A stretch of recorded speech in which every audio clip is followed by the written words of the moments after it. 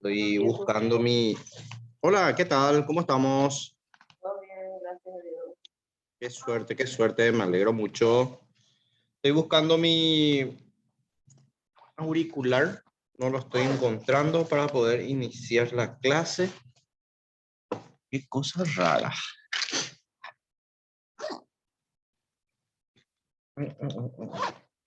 Un segundito, por favor. Así de paso vamos aguardando también a los demás compañeros que se vayan conectando. Un segundito. ¿Dónde está?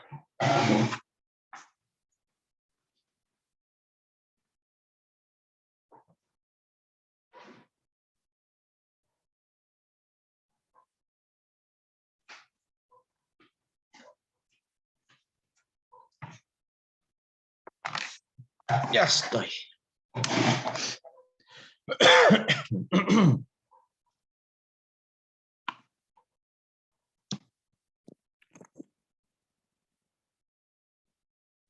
Ya tengo auricular.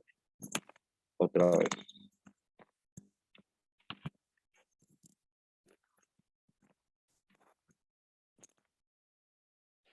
Ahora estoy con auricular. ¿Qué tal el frío por ahí? ¿Qué me dicen? ¿Qué me cuentan? Por acá se asoma, salió ya el sol, profe. Sí, realmente ya está saliendo el sol, por suerte. Vamos a tener ya el poncho natural. ¿Y los demás? ¿Qué me cuentan la gente del interior? Profe, acá un poquito nublado todavía. Fuera, Independencia. Ajá. Todavía no está saliendo el sol con todo allí, ¿eh? Todavía, pero yo creo que dentro de pocas horas ya vamos a estar. Con sol. Espectacular, excelente. Muchas gracias, Carolina. Sí. A ver. Permítanme, voy a abrir nuestra unidad 3. Vamos a iniciar.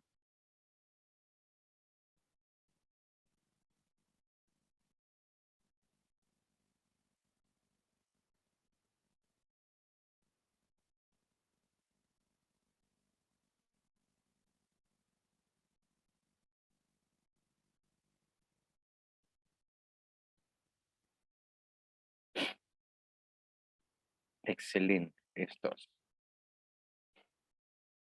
El 3 prácticamente vamos a ir así, vamos a pasar rápido y después ya vamos a ir al 4 porque el 3 ya habíamos desarrollado con ustedes tanto en introducción a la economía como en microeconomía. Pero lo mismo, vamos a recordarlo por supuesto y vamos a comentar un poco de qué se trata. 8 y 10. Vamos a comenzar ya. ¿Qué les parece?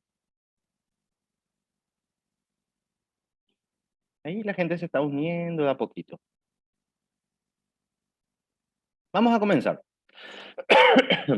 Nuevamente les voy a pedir las disculpas del caso, ¿verdad? Porque de vez en cuando ya tengo mucho menos realmente, pero de vez en cuando voy cayendo todavía en lo que es la tos.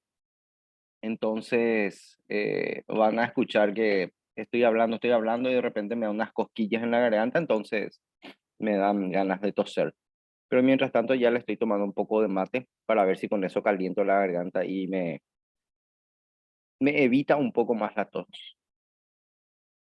Mm, Hay mucha gente, muchísima gente que está enferma de las vías respiratorias, digo con todo, evidentemente, esta gripe en esta oportunidad, creo yo, creo yo que es por el hecho de que prácticamente durante 2 años, durante pandemia, estuvimos todos encerrados. Yo no tuve resfrío fuerte que recuerde. El año pasado lo que creo que me agarró un resfrío, pero no gripe. Y el año antepasado, aparte del COVID del año pasado, ¿verdad? Y el año antepasado, en el 2020, no me resfrié, no me engripé nada, absolutamente. Entonces creo que el cuerpo medio que no se acostumbró a recibir esta gripe, entonces dio con todo. Carolina, ¿ustedes van a seguir virtual o van a ir ya directamente a presencial la semana venidera, antes de las vacaciones? O sea, todo el mes que viene antes de las vacaciones. Me estás diciendo de la escuela, ¿verdad, profesor? Sí, sí, Eh, exacto. en mi escuela, en mi institución, por lo menos por ahora, por esta semana, optamos por la virtualidad, pero pensamos en retomar solo esta semana. Vamos a ver, de acuerdo a la situación, a las situaciones que van presentándose, porque como decís, hay muchos niños con gripe, con tos, eh, todo congestionado, entonces cuesta un poquito, pero pensamos, pensamos retornar a presencialidad a las otras próximas semanas. Vamos a ver, todo Ah, es qué bueno, analizar, al qué menos así bueno, estamos. Pero qué bueno. muchas instituciones, profe, en los alrededores, en el distrito precisamente, Ujú, están optando por la presencialidad. ujú. Igual. Sí, Fácil no es, em, profesor, en el interior no es fácil trabajar con niños en forma virtual. ujú. No, y no solo por el interior, Carolina. Acá por el departamento central también hay muchos lugares en donde los chicos evidentemente no tienen la posibilidad de contar con un smartphone, por lo menos, ¿verdad? Para poder conectar. Y si es que tienen el smartphone con el saldo necesario para poder tener internet en el mismo y conectarse, porque todos sabemos que lo que son las videoconferencias consumen megas y mucho más rápido desde el punto de vista Así mismo. desde el punto de vista de si no tenés wifi, por ejemplo. Si tenés wifi es un poquito más, pero Así mismo, no todos tienen wifi, entonces, no, y no, además es que los chicos ya no quieren volver a videoconferencia, y sí, a eh, videoconferencia, a videoclases. cansa, profe. Eh, Yo, sí, dime, eh, mi hija, por ejemplo, te en su, decía, sí, sí, la palabra virtual yo creo que es una forma de decir, profesor, porque en el interior eso no funciona. Porque mm, virtual es lo que nosotros estamos haciendo ahora mismo, por ejemplo. Para mí, al menos, esa es virtual, eso es virtual, este curso que estamos haciendo, porque nos conectamos todos, al menos sí, lo que podemos, ¿verdad? Nos claro, conectamos, pero ya no es virtual a partir del momento que uno entrega material impreso a los niños y le envía audio, le envía video, pero ellos ni siquiera ven, porque los mm, padres trabajan por muchos motivos, ¿verdad? Que ya claro. muchos sabemos. Entonces, no sé, no es virtual. Ujú. Para mí no tiene sentido decir virtual en forma general, ¿verdad? Al menos en el interior, porque lo que más utilizamos son materiales impresos y que muchas veces dificulta muchísimo para completar. Sí, Ni video, ni audio, nada resulta con ellos, sí, sí, tal cual, tal lastimosamente. cual.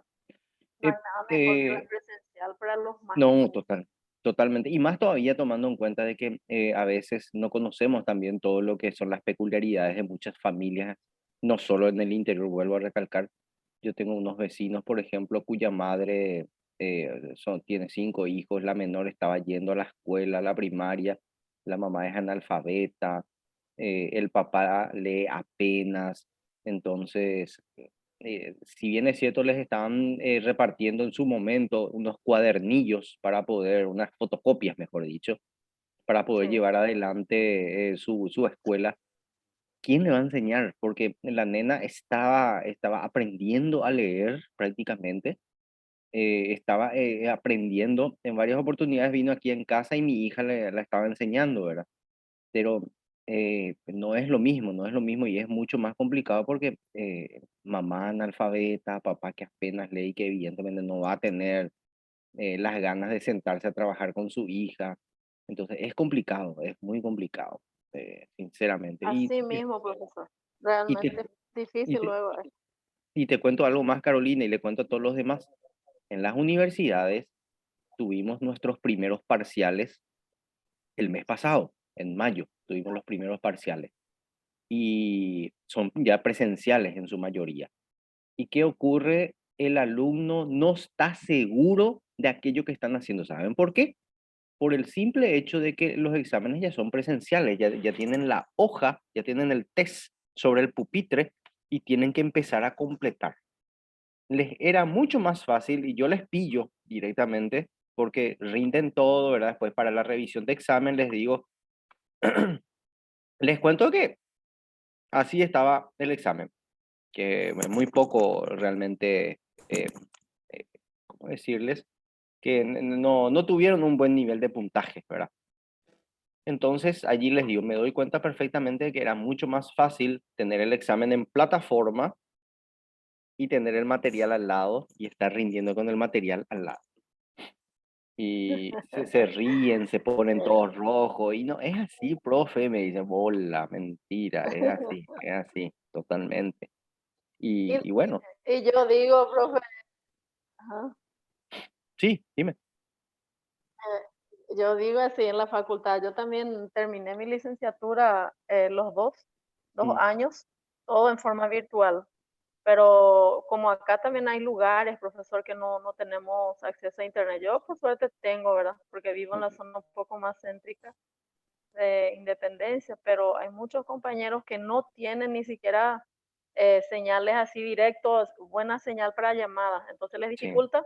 ¿Y qué era lo que se hacía, verdad? Se enviaban los trabajos, enviaban por audio, más por audio, ¿verdad? En un grupo de WhatsApp.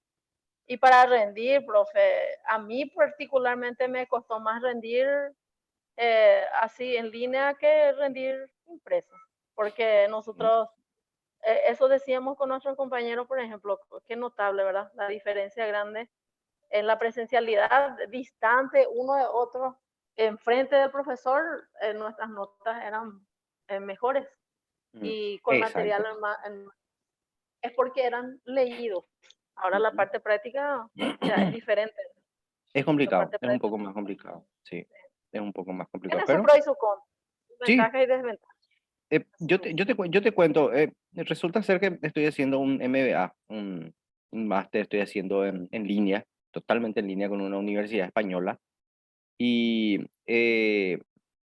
hay aspectos, por ejemplo, prácticos, por ejemplo, ejercicios de ratios, de balance, que la idiosincrasia que tenemos los paraguayos con respecto a lo que es la cultura de ellos, ¿verdad? Que hablan diferente, explican de una manera un poco, si bien es cierto, es el castellano también, ¿verdad? Pero el nuestro es diferente. Entonces, hay expresiones idiomáticas que ellos tienen que yo me pierdo, no les entiendo bien qué es lo que significa. Entonces tenemos el famoso docente en línea, que es al que le podemos hacer las consultas. Evidentemente en 24 horas más o menos, por la diferencia horaria. Hoy tenemos creo que 6 horas, casi 7 creo que tenemos diferencia horaria con Barcelona, porque la universidad está en Barcelona. Entonces yo le hago las consultas por mail, le envío la consulta y después casi en 24 horas me llega evidentemente la respuesta, ¿verdad? Pero es muy interesante, es muy interesante. Es una forma en la que nosotros podemos aprender mucho, pero muchísimo, sin la necesidad de realizar un gasto enorme en trasladarnos. Ese es el elemento primordial.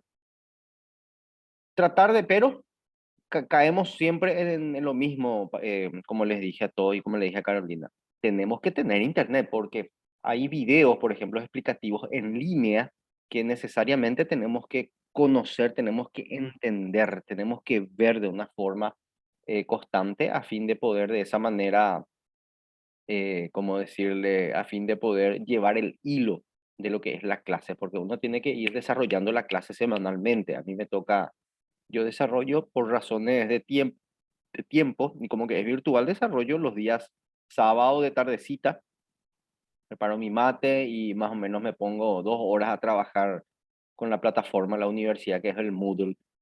Y entonces voy viendo videos, son videos de 10, 15 minutos más o menos, veo los videos, entiendo, leo el material y después hay didácticos, le llaman ellos, bloques didácticos le llaman, en donde uno va comentando, va haciendo los puntos de vista que uno entendió del video y de la lectura. El video es como que el docente, así como yo estoy en este momento hablándoles a usted, en el video es eso, es el docente donde te está explicando, te está contando y vos tenés que ir siguiendo también con tu material en la compu, evidentemente. Te va siguiendo con tu material y él va explicando varios sectores. Vuelvo a recalcar, la compañera que estaba anteriormente, que nos contó que estuvo por España, por ejemplo, nos puede inclusive dar una mejor experiencia de la situación. Hay fraseos, por ejemplo, de los docentes que se me escapan, no les entiendo, ¿verdad? Así como ellos no entienden, por ejemplo, nuestras famosas frases, inclusive los argentinos dicen, no entiendo esa frase, pero ustedes dicen constantemente", dicen los argentinos. También los brasileros dicen, el famoso, voy a ir a venir. Y te quedas pensando, si yo sé que te vas a ir y que vas a venir, pero ¿por qué voy a ir a venir? Dice, y no entienden ellos, ¿verdad? Entonces, ellos también, los españoles también tienen ciertas frases bastante raritas, bastante que ellos nomás entienden, y los videos están hechos así, también los materiales. Entonces, en eso es lo que normalmente me quedo un poco colgado, y el famoso está girando, está pensando, tratando de entender qué es lo que quiso decir. Pero bueno, es muy interesante, nos permite aprender mucho, también nos permite aprender de cuestiones allá. Yo he aprendido mucho cómo manejan las empresas, por ejemplo, en España, principalmente en España, también en Francia, porque dan muchos ejemplos franceses, de empresas francesas, cómo funcionan, de qué forma actúan. Y eso es lo que desarrollamos y lo que hablamos justamente también en materia de lo que es administración de empresas, porque el MBA es el máster en administración de empresas. Entonces, es muy interesante, sinceramente. En algunos aspectos conviene, pero si es que lo traemos y lo bajamos así abiertamente a lo que es el factor primaria, por ejemplo, y peor aún si es que el chiquitito o la chiquitita tiene padres semi-analfabetos o analfabetos, ahí se nos viene la noche, totalmente. Muy buen día a todos los demás, a todos los que se han conectado, sean bienvenidos. Una mañana fresca, ya no fría, ya fresca, porque tengo entendido que fría es a partir de los 10 grados para abajo y fresca es de los 11 para arriba, o sea, de los 10 para arriba, mejor dicho.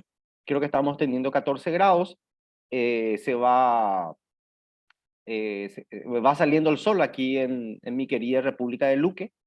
Estoy tomando un rico mate. Ya iniciamos ahora de esta manera la clase. Como les había dicho hace rato a los compañeros que estuvieron desde tempranito, resulta ser que esta unidad 3 la vamos a ir viendo rápido, así debido a que ya es una unidad que habíamos nosotros desarrollado en Introducción a la Economía y en Microeconomía.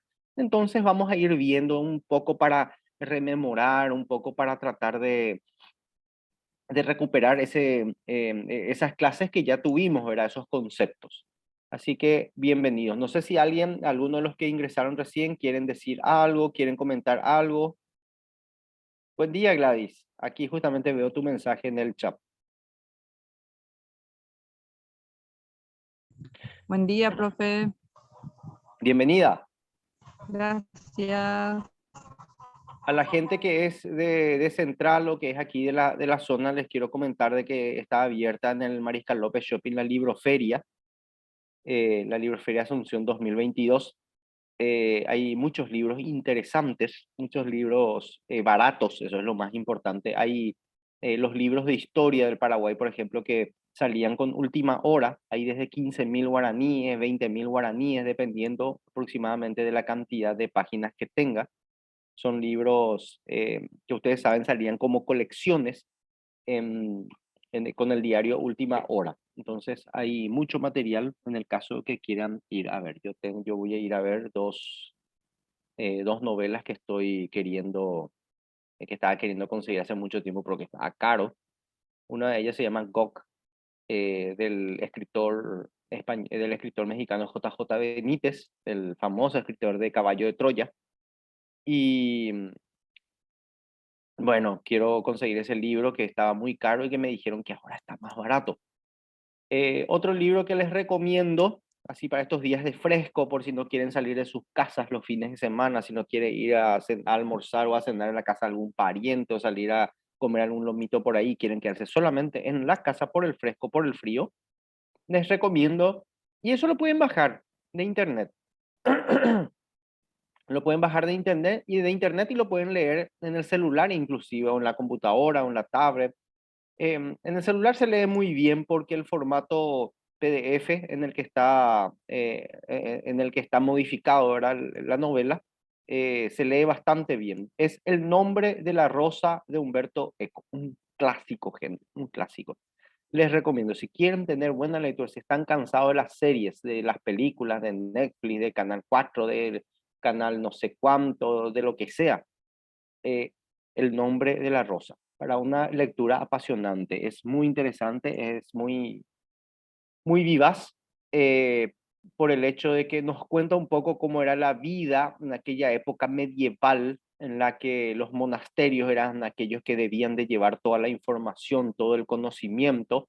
El pueblo tenía que estar totalmente dejado, el pueblo no tenía derecho ni siquiera a leer un panfleto. Entonces, es muy importante para entender un poco cómo funcionaba en aquella época y lo bueno, lo interesante de tener información, de tener conocimiento. Por eso les digo siempre a todos, no tengan miedo de agarrar un libro, no tengan miedo de agarrar una revista que les parece interesante, agárrenlo, léanlo, entiéndanlo, consúmanlo, porque la información que puedan tener del mismo les va a servir de mucho. Basta de peroratas. Eh, ya se darán cuenta que estoy mucho mejor, por eso ya estoy hablando bastante y la tos no me está agarrando. Eh, bueno, ¿están pudiendo ustedes ver mi pantalla? Sí, profe. Iniciamos. El mercado. Esto es administración de empresas, lo que vendría a ser la unidad 3. El mercado. ¿Qué es lo que es el mercado? El mercado es aquel lugar que puede ser físico o no. Anteriormente era físico, justamente estábamos hablando de la época medieval, y si nos ponemos a recordar esas películas de la época medieval, estamos viendo que se abre la puerta del castillo, entramos y a la entrada misma estaba el mercado, en donde estaban los artesanos, estaban los agricultores vendiendo de todo un poco y la gente entraba, te ofrecía, te ponían por la cara las gallinas, te ponían por la cara la lechuga y cosas por el estilo. Ese era el mercado anteriormente, un lugar físico. El mercado, por ejemplo, el mercado 4, el mercado de abasto, son lugares físicos. El supermercado, la despensa, el autoservice que tenemos en el barrio, ese es un lugar físico. Son mercados, pero es un lugar físico. Hoy día, gracias a la tecnología, no necesariamente tenemos que ir hasta esos lugares para poder comprar. A la noche, si tenemos hambre y resulta ser que queremos comer una pizza, hay pizzerías en nuestros barrios, tienen delivery, justamente un servicio que se desarrolló muchísimo durante la época de la pandemia. Es más, nos acostumbramos al delivery cuando estamos muy caigüeos, muy cansados ya. Entonces pedimos algo y el producto llega hasta nuestras casas. Eso también es mercado. Somos consumidores, está el productor u oferente que es la pizzería y está el mecanismo, la logística que permite llegar hasta nosotros. Y todo ese elemento, todo ese círculo, nosotros, el pizzero, el delivery, la moto en la que trae o la bicicleta en algunos casos, todo ese proceso es el mercado. ¿Y cómo lo hacemos? Hoy lo podemos pedir directamente por WhatsApp. Lo podemos pedir por WhatsApp, lo podemos pedir por una llamada telefónica, por Telegram, inclusive por Instagram. Entonces, todos esos elementos hacen que hoy en día el mercado no necesariamente sea así, tal cual sea un lugar físico. Amazon, por ejemplo. Quien más, quien menos habrá escuchado de Amazon, que es una plataforma, una página web en la cual están los productos ofertados. Ellos son los oferentes, nosotros somos los compradores. Y esa página es el mercado. Hay libros, hay productos electrónicos, hay ropa, hay de todo ahí en Amazon. ¿Para qué vamos a irnos lejos? Classipar. En Classipar también se vende absolutamente. Y Classipar es un Amazon, prácticamente, pero paraguayo. Después tenemos las plataformas, por ejemplo, también en Facebook como Gendula, que también forman parte, son plataformas, son mercados también en donde nosotros podemos ofrecer y de donde podemos comprar. Entonces, hoy en día la tecnología nos ha demostrado que no se necesita una localización geográfica para que exista el mercado. El mercado puede estar en cualquier lugar. Es más, puede estar entre nosotros. Supónganse que yo cuento y digo, se me está terminando mis megas en mi celular. Y justo uno de ustedes me dice, profe, yo tengo un negocio de, de venta de saldo. ¿En serio? Le digo, sí. Y ¿será que me puedes transferir, qué sé yo, me puedes transferir 1 giga? Eh, ¿Y cuánto cuesta? Y me decís cuánto cuesta y me transfiere el tío. ¡Chup! Me llega. Entonces, ¿qué hago después con mi billetera, ya sea personal, Claro o Tigo? Les hago el pago.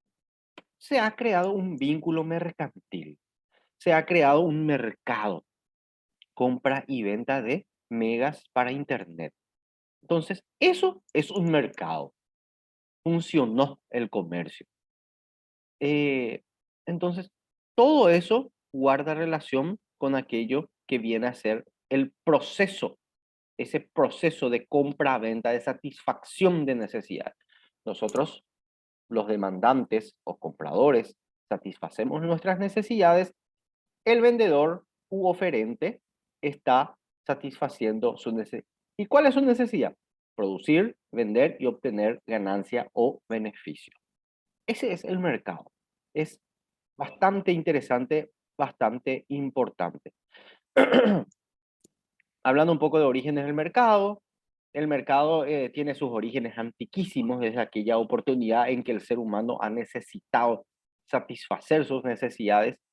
Se habla, por ejemplo, del Paleolítico, aquella época en la que el Homo sapiens acababa de aparecer sobre la Tierra, el Homo sapiens que es el pensador, el ser humano que ya piensa, que ya tiene ideas, que ya sueña, que ya tiene objetivos, porque antes estaba el Homo erectus que es aquel que se erigió, que dejó de tener la espalda curva y resulta ser que se erigió. Ya no camina en 2 patas y utilizando los brazos. Perdón a aquellos que son muy religiosos, ¿verdad? Y que no creen en estos aspectos, pero debo tocar ese sector. Entonces, el Homo sapiens existe y el Homo sapiens, ¿qué hace? El Homo sapiens recolecta, es recolector y a la vez es pescador. Ojo, la caza viene un poco después. Eh, con la aparición del Homo sapiens, del ser humano pensador, él se da cuenta, ya utiliza el fuego, ya ha empezado a cocinar inclusive sus alimentos, empieza a perderle ese miedo a los animales. Empieza a ver una forma mucho más, inteligente, que puede obtener proteínas, carne, puede obtener de la caza, o sea, de cazar animales que son consumibles. Entonces empieza a cazar, es cazador, recolector y pescador. 3 aspectos. ¿Qué pasa? Está el pescador, que se especializa en pescar. Ese en algún momento quiere un poco de carne roja. Entonces, ¿qué ocurre? Entre las tribus o entre los grupos familiares que existían en esa época, ya se empiezan a acercar unos a otros y empiezan a comerciar, empieza a haber trueque, ya hay un mercado. El que pesca quiere un poco de carne roja, se va, le entrega un poco, unos peces, unos pescados, le entrega a aquel que acaba de cazar y ese le entrega un pedazo de carne roja para su consumo. Entonces empieza el comercio por medio del trueque. Todavía no hay esa división entre productor, oferente y demandante o consumidor. Son todos consumidores y cada uno se especializa en algo. Entonces, ya desde aquella época tenemos al mercado. Es más, les cuento algo, y eso a mí me enseñó Discovery Channel. Eh, ¿Era Discovery Channel? Sí, Discovery Channel. Existe en el Amazonas, en Brasil, existe a unos homínidos, que son los homínidos, son eh, una forma tradicional de decir monos, son monos, ¿verdad? Pero en realidad no son monos, es una vertiente un poco diferente, tiene características diferentes a lo que vendría a ser, por ejemplo, un chimpancé. Entonces, existe un homínido o existe un mono que, por ejemplo, realiza trueque. O sea, ese animal, muy parecido a nosotros, resulta ser que tiene un pensamiento de que quiere otro tipo de producto, no lo tiene, entonces hace un trueque con aquellos. Hay una zona dentro del bosque del Amazonas en donde algunos monos van y llevan, por ejemplo, un cacho de banana o un pedazo grande de banana y lo dejan allí y aguardan. Aparece del otro lado otro mono que sí quiere banana y viene y trae una sandía, pone una sandía allí o pone, no sé, un coco o varios cocos y el, lleva el cacho de banana. Entonces el que dejó el cacho baja, va, agarra la sandía, lo que sea que dejó el otro y lo lleva. Acaban de comerciar, acaban de hacer un trueque y existe. Y justamente hablaban estos científicos que están comentando de que es el primer caso documentado, y hay un video, el primer caso documentado en el cual eh, homínidos, o sea, de monos, están realizando un proceso que era propiamente del hombre, pero que ellos no saben si esto se realiza de hace siglos, ¿verdad? Lo que sí que lo hacen, lo hicieron, porque el hombre es aquel que necesita satisfacer sus necesidades obteniendo de otro que ha producido un bien o servicio. ¿Y dónde se encuentran? En un lugar que nosotros le llamamos mercado. Ese es el lugar. Acá, por ejemplo, vemos la imagen de, qué rico se ve ese pelón. Socorro. Y esas uvas. Mm, qué delicioso. Me encanta el durazno, el pelón y las uvas, ni qué decir. Bueno, sigamos. ¿Cuál es el concepto de mercado? Dice. Mercado, el lugar en que asisten las fuerzas de la oferta y la demanda para realizar las transacciones de bienes y servicios a un determinado precio. Eso es el mercado, nada más que eso. Es un lugar en donde se encuentran oferentes y demandantes y realizan una transacción económica. O sea, el traspaso de un bien o servicio por dinero.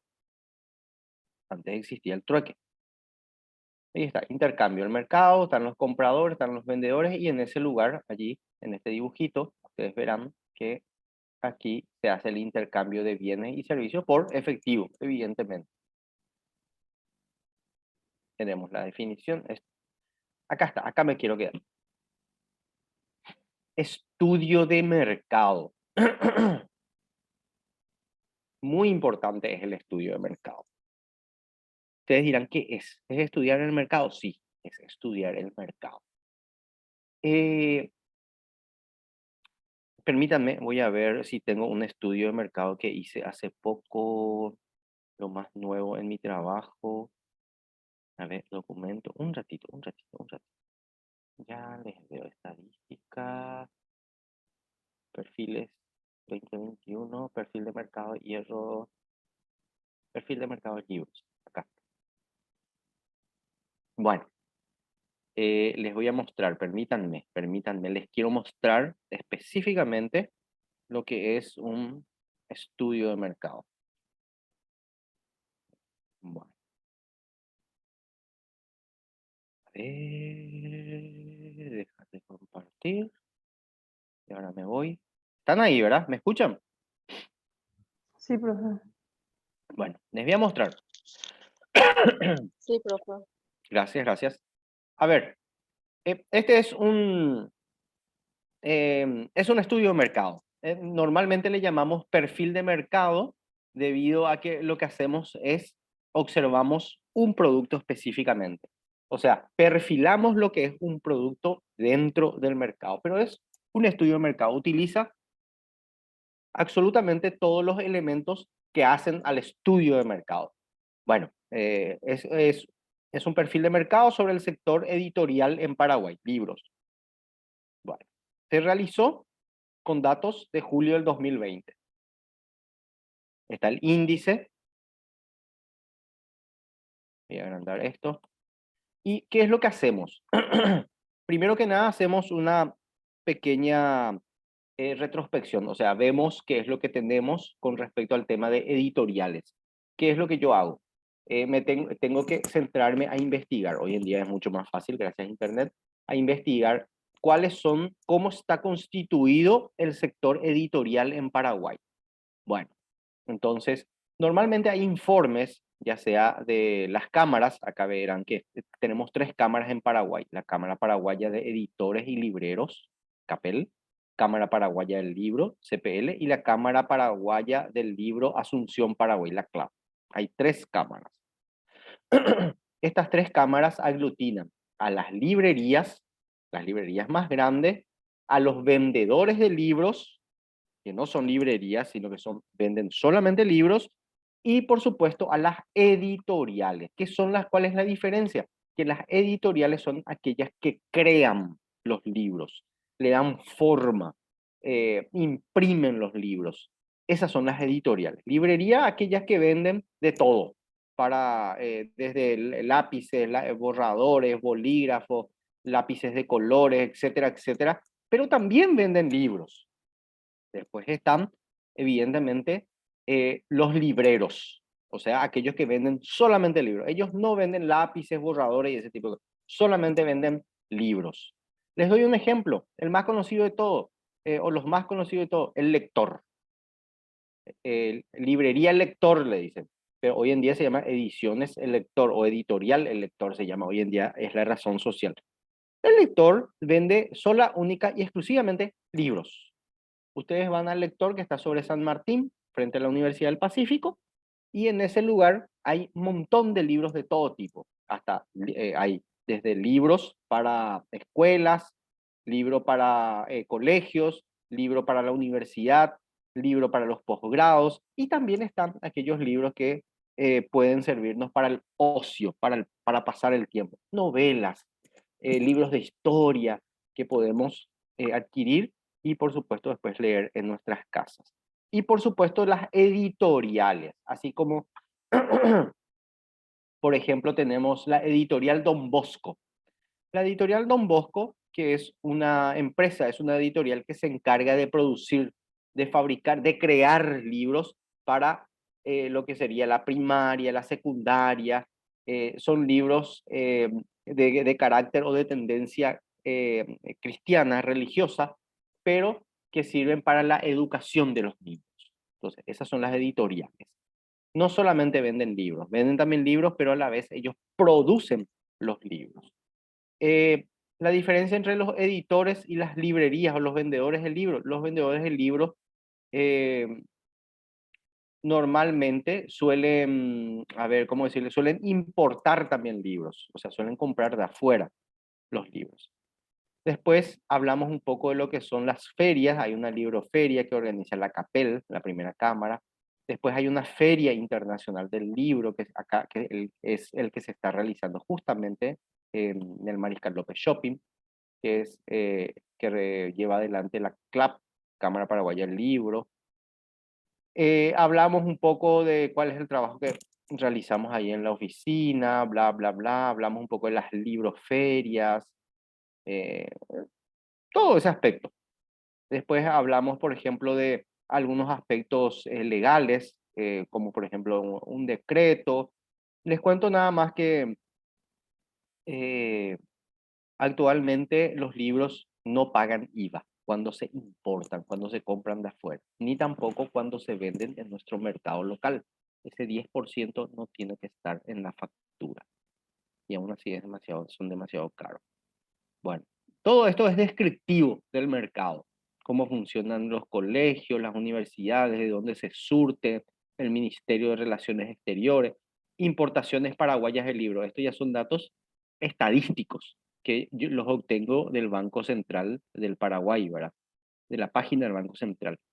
Se ve la partida arancelaria que es, así, descuento a grandes rasgos, es la codificación del producto en sí, la codificación del producto. La partida arancelaria nos permite a nosotros poder saber qué producto es. ¿Por qué se utiliza la partida arancelaria? Se utiliza porque, imagínense nomás que nosotros estemos exportando a México mandioca. y en nuestra factura de venta diga 5.000 kilos de mandioca. Y yo sé, ¿y qué es la mandioca? Van a recibir el papel. Si ven el producto van a saber lo que es. Pero reciben el papel y dicen, yo no le pedí mandioca, yo le pedí a ellos yuca. Y resulta ser que ellos le dicen yuca a la mandioca y nosotros le decimos mandioca. Entonces, para evitar esos problemas conceptuales, lingüísticos, entonces lo que se hace es, se le codifica al producto y todos los productos que son comercializados internacionalmente en el comercio internacional tienen esta codificación que se llama partida arancelaria. Entonces, esta partida arancelaria nos permite saber. Y acá hago una mención especial de que de Argentina en el 2017 se importó por $1.400.000, 2018 $1.900.000, 2019 $1.445.000 y así sucesivamente. Y pues están otros países. La fuente, elaboración propia, lo tomé del Banco Central del Paraguay, de la planilla de importaciones del BCP. Y así van viendo otros, ¿ven? Otros productos más. Y se hace todo, es estadístico. Después, los requisitos para la importación. Eso es muy importante también, indicarle a la gente, indicarle a las personas, a aquel que te ha pedido el estudio de mercado, los requisitos generales de importación. Mediante la ley 22/92 se exonera del pago de tributos a la importación y comercialización de libros, periódicos y revistas. Asimismo, se exonera del pago de tributos internos para dichos productos, ya sean de producción nacional o importados. Lo que se hace con esto es, se busca incentivar a la lectura, o sea, que el producto sea más barato, que no sea muy caro. Pero aún así, es muy... Después están los canales de estructura de distribución, la logística. Hago una pequeña... Y después, por último, acá está. Editoriales más importantes de Paraguay. Tenemos algunas editoriales. Reinaldo, ¿quieres decirme algo?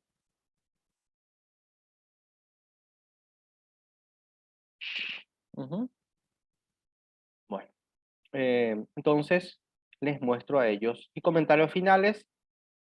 Siempre tenemos que hacer un resumen de nuestro estudio o perfil de mercado. A la luz de lo expuesto, se estima que existen oportunidades para profundizar y continuar promoviendo de manera activa las exportaciones y la presencia del sector editorial, en este caso era para Argentina, argentino en Paraguay. Los fuertes vínculos culturales y la cercanía geográfica son elementos centrales que facilitan los bla, bla, bla, bla, bla. O sea, le hago un resumen final y con eso termina nuestro estudio de mercado. Después, algunos contactos útiles que le puede servir evidentemente a aquella persona que quiera vender libros al Paraguay. La Cámara del Libro, CAPEL, bla, bla, bla, bla. Bueno, esto, así a grandes rasgos, es lo que... Es lo que es un estudio de mercado. ¿Para qué hacemos el estudio de mercado? El estudio de mercado nosotros lo hacemos para ver en qué situación se encuentra el producto o la venta de un producto que nosotros queremos ofrecer. Hago un ejemplo sencillo. Quiero abrir quiero abrir una bodega en mi barrio. Y no es abrir nomás, porque tengo que cuidar mi capital. Reinaldo, te escucho. No, quería pedirle disculpas nomás, profe, no respondí a mi teléfono hace rato cuando me habló. Y no sé cómo fue que se apretó una tecla y puso modo conducción, va.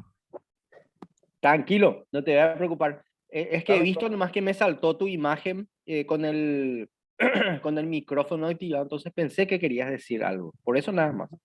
Dale, profesor, gracias. A las órdenes. Bueno, entonces, estábamos con el tema de la bodega. Yo tengo mi capital operativo para poder llevar adelante la inversión, ¿verdad? Entonces, no es el día de hoy me levanto y me doy cuenta de que los perros chupan demasiado y que compran mucha cerveza y voy a abrir una bodega en mi casa. Pues estoy bien ubicado y cosas por el estilo. No, no es así nomás. porque puede ser un gran chasco.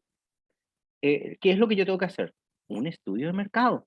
No hace falta que haga un gran estudio de mercado. Sencillamente sentarme a analizar. A ver, ¿cuánta gente vive en el barrio? Mucha gente. Jóvenes, hay muchos jóvenes. Hay canchas de fútbol, hay canchas de vóley, hay canchas de piqui vóley.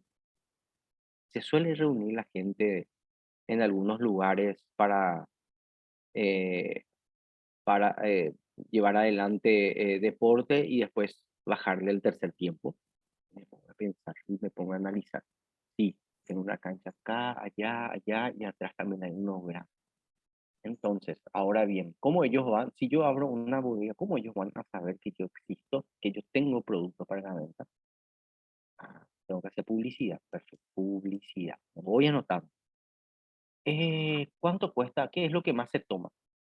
Eso no lo voy a saber yo. Entonces, puede ser que no lo sepa yo. Entonces, ¿qué hago? Salgo y me voy un poquito, me voy a mirar las bodegas. ¿Qué es lo que exhiben enfrente? Ojo, ¿qué exhiben enfrente?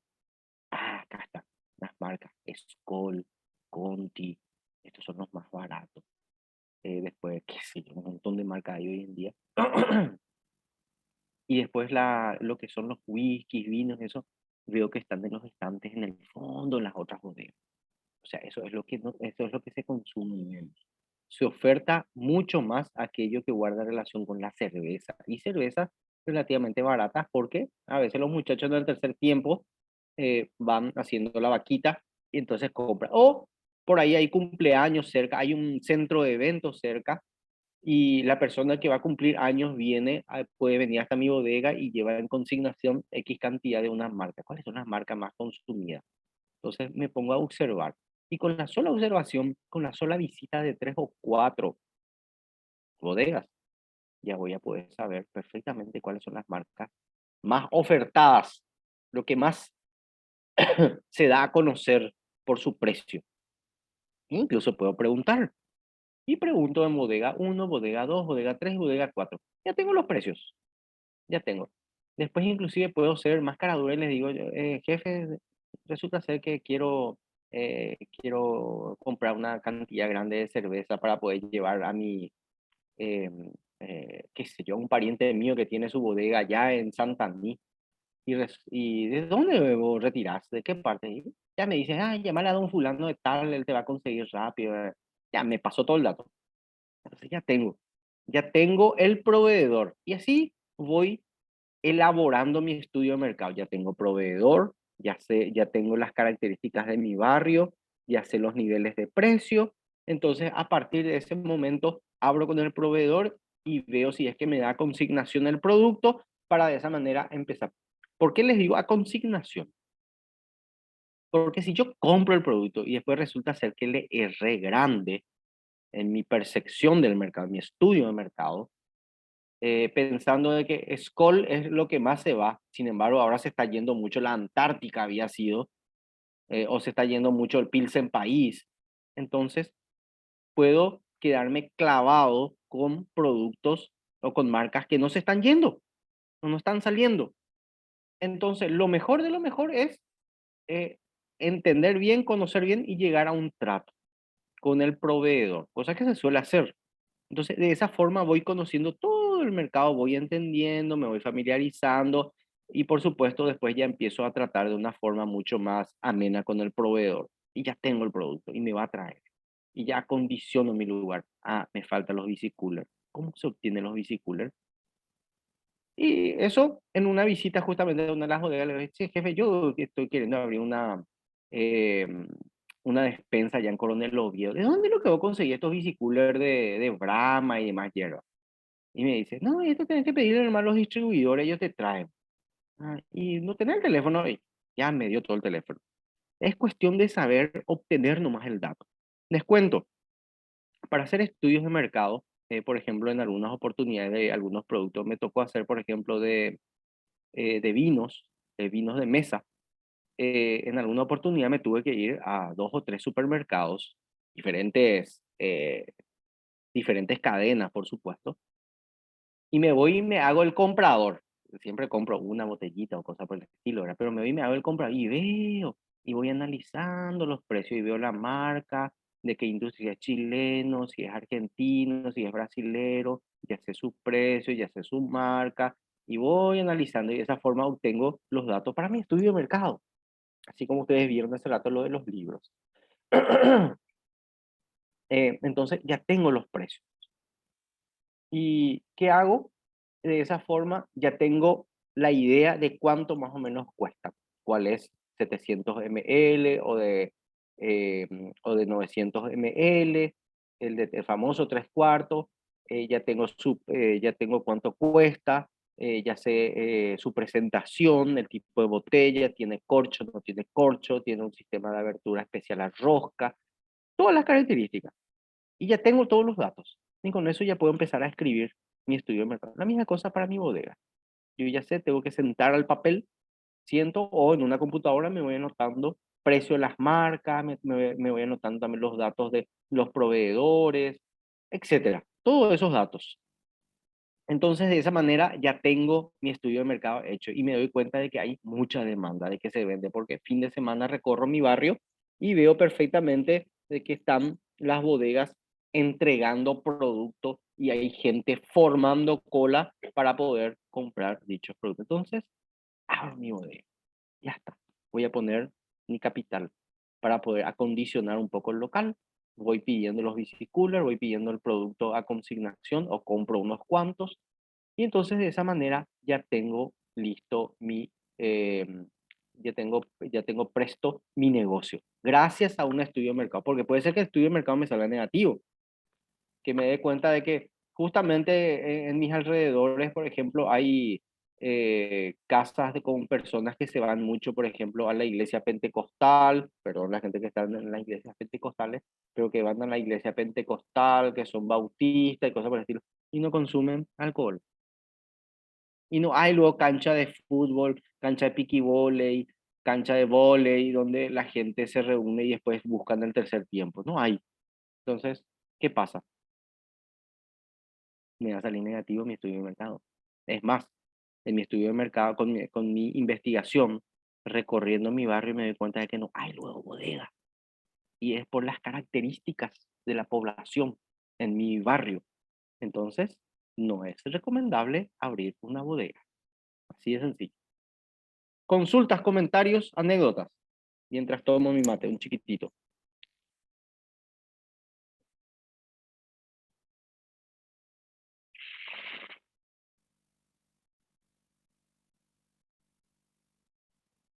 Nada.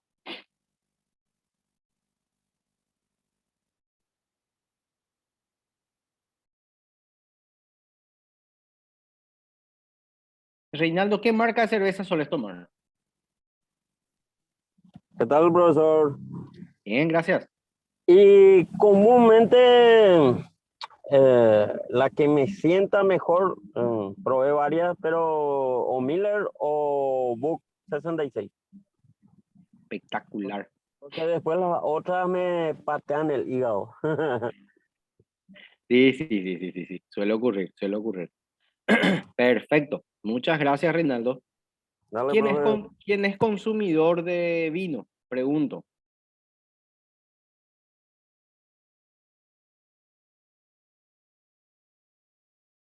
¿Quién suele consumir vino? Ah, no, le estoy diciendo que toman toda una dama juana, ¿verdad? Pero por lo menos una copa. Yo suelo consumir vino, profe, también. Ya. ¿Qué vino te gusta más?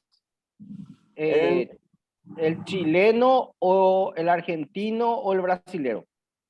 el chileno, Mm, Reinaldo es de los míos. ¿Por qué, Reinaldo? por el sabor, por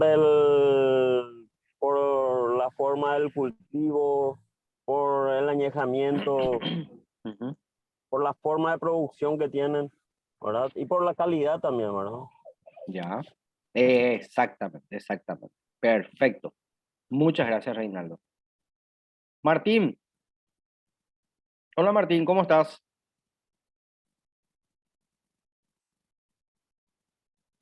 Martín parece que está con... Creo que Martín era el que estaba en la supervisión, ¿no? Martín, Sí, ¿qué buen tal? ¿Cómo estás? día, profesor, buen día, compañero, ¿cómo están? Buen día, todo bien, gracias por preguntar, Martín. Martín, vos Qué era que suerte. estabas en una supervisión, ¿verdad? Sí, así mismo, yo también soy docente, pero la Sí, mayor parte de mi vida de docencia Mm. o sea que estoy en la parte técnica, en una supervisión educativa. Así Pero ahora mismo no, es, profesor. pero ahora mismo no estás ahí, ¿verdad? Sí, sí, continúa ahí, siempre. No, te pregunto, físicamente, en este preciso momento no estás Ah, ahí con la gente. no, solamente Bueno, de lunes a viernes entonces me trabajamos. podés hablar sin problema, sin que te escuchen tus compañeros o compañeras de trabajo. Martín, ¿qué marca de Sí, sin cerveza problema. sueles tomar? Y la verdad que tengo un primo que fabrica cerveza artesanal y me está mal Uh, acostumbrando. Sí, así mismo es. Maravilla, Purete, listo, más, listo, más. puré, sí, listo, ma. Purete es la cerveza artesanal. Sí, Es un manjar. exactamente. Nada que ver con el industrial. Nada que ver. Nada El que ver. sabor mismo es otra cosa. Así, así mismo. Sí, así Martín, mismo, y te profesor. pregunto Nada otra que ver. cosa. Vino. ¿Sueles tomar vino o no te gusta? Sí, la verdad que tomo, pero muy poco, muy Muy poco. poco. No, sí, porque no sé, me parece que mi organismo no digestiona el vino porque me da sueño, no Ah, ya, digiere. ya. Perfecto. Te agradezco mucho, Martín. Muchísimas gracias por compartir con nosotros tu vida Dale, a vos, alcohólica. profesor. Así es. Mi, mi parte, viste, como persona tenemos también nuestra parte ahí oscurita, ya eso es. No, pero no es Y parte nuestra oscura, parte, olvídate. No. Si hasta Cristo tomaba vino. ¿Qué pico lo que tanto? claro, Tranquilo. así mismo es. Hasta los sacerdotes toman vino. Ellos que toman de todo. No hay problemas en gente fuera. Así mismo es, Gracias, Martín. Te agradezco. igualmente. Osvaldo. Hola, Osvaldo. ¿Cómo estás?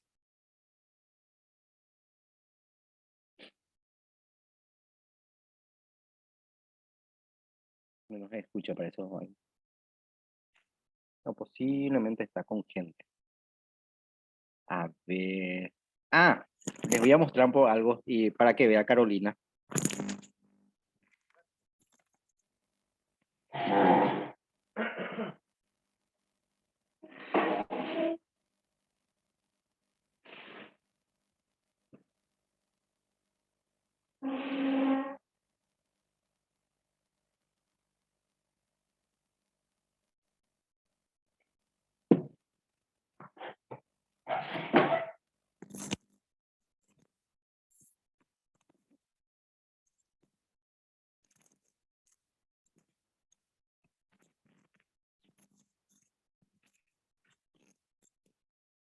Carolina, ¿vos estás por ahí?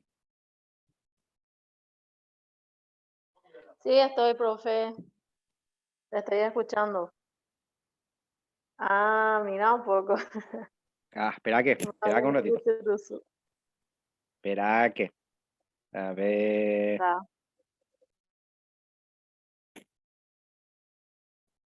Vos sabés que encontré la vez pasada, estaba escondidito, había sido, uno se me escapó. Qué bueno, profe. Entonces vas a aprovechar con este frío. Sí, les quería comentar nomás que el año pasado, en la oportunidad en que estuve por Colonia Independencia, gracias a Carolina pudimos compramos de una bodega de la cual ella es muy habitué. No quería contar esa infidencia, ¿verdad? Pero bueno. Profe. Eh, trajimos muchísimo vino. La profe Claudia trajo un arsenal de vino. Y yo traje unos cuantos, creo que traje 8. Y había sido, se estaba escondiendo en mi bodega, de la firma Badel. Reservando, profe. Sí, exactamente. Estaba bien Añejando. reservadito. Ajá, eso mismo. Y me encontré, así que bienvenido sea para este fresquito. Los otros lo que eran tinto y blanco creo que traje. también, eso ya, chauche, liquidado ya. Es que los fines de semana normalmente con mi almuerzo suelo tomar, los viernes ceno. Desde lunes a jueves normalmente no suelo cenar, pero los viernes ceno y tomo una copa a la noche. Sábado a la noche, a la siesta y a la noche también. Una copa a la siesta, una noche, una copa a la noche. Así. El domingo ya no tomo nada de alcohol. Y cuando hace mucho calor, evidentemente tomo un poquito de cerveza, ¿verdad? Pero no soy cultura alcohólica, no soy de tomar muchísimo, no, nada que ver. Pero suelo tomar. Entonces, por eso es que el vino se termina muy rápido en casa. Pero gracias, Carolina, muchas gracias por presentarnos a tu amigo proveedor de vino, que te conocía bien, Carolina, ¿eh? Ay, profe. No, es un vecino de hace años, profe. Ah, El por eso señor, nomás era. Ah, son ya, ya, vecinos ya. de hace años. Ah, Por por eso favor, nomás profe. era. No, claro. Bueno, seguimos. Voy a volver a compartir. No, no es esta. Esperen un ratito. Esperen un ratito. Es esta. ¿Tienen alguna consulta que quieran hacer con respecto a estudio de mercado? Algo que no quedó claro. Micrófono abierto, gente, ¿eh?